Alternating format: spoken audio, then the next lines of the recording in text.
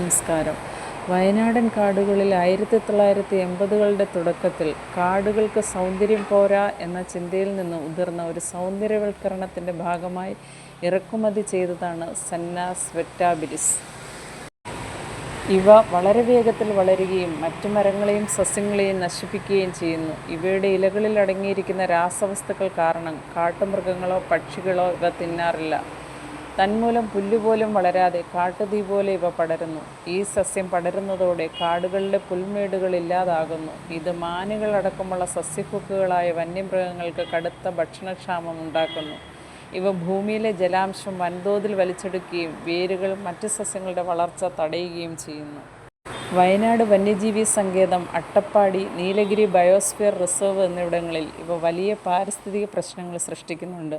കേരള വനം വകുപ്പും മറ്റ് പാരിസ്ഥിതിക പ്രവർത്തകരും ചേർന്ന് ഈ മരങ്ങൾ വേരോടെ പിഴുതെറിയാനും രാസവസ്തുക്കൾ ഉപയോഗിച്ച് നശിപ്പിക്കാനുള്ള ശ്രമങ്ങൾ നടത്തിവരുന്നുണ്ട്. കേരള വനം വകുപ്പിൻ്റെ മാപ്പിങ്ങിൽ 2014 ഇത് 14.6 ചതുരശ്ര കിലോമീറ്റർ ആയിരുന്നു. 2019 ഇത് 78.9 സ്ക്വയർ കിലോമീറ്റർ ആയിരുന്നുവെങ്കിൽ 2022 123 ചതുരശ്ര കിലോമീറ്റർ എത്തിയിട്ടുണ്ട്.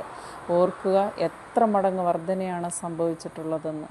344 ചതുരശ്ര കിലോമീറ്ററുള്ള വയനാട് വൈൽഡ് ലൈഫ് സാങ്ച്വറിയുടെ 35% ഇത് എത്തിക്കഴിഞ്ഞു. എന്ന് വെച്ചാൽ 30 ചതുരശ്ര കിലോമീറ്റർ പൂർണ്ണമായി നശിപ്പിച്ചു കളഞ്ഞു. ഓർക്കുക, ഇവിടെയുള്ള പ്രകൃതി സമ്പത്തുകളെയും സസ്യജീവജാലങ്ങളെയും. മരം ഒരു വരമാണെങ്കിൽ സെന്ന എന്ന വൃക്ഷം അതിനും അതിന് ചുറ്റുമുള്ള ആവാസ വ്യവസ്ഥയെ പൂർണ്ണമായി നശിപ്പിക്കുന്നു, ഫലത്തിൽ ഒരു ആറ്റം ബോംബ് പോലെ.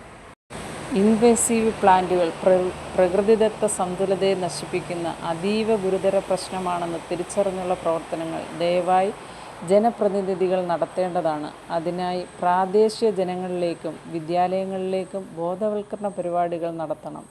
നമ്മുടെ ബയോഡൈവേഴ്സിറ്റി ശക്തിപ്പെടുത്താൻ നാം ഓരോരുത്തരും മുന്നോട്ടിറങ്ങേണ്ടതാണ് എന്ന ഓർമ്മപ്പെടുത്തലുമായി നിർത്തുന്നു. ജയ് ഹിന്ദ്.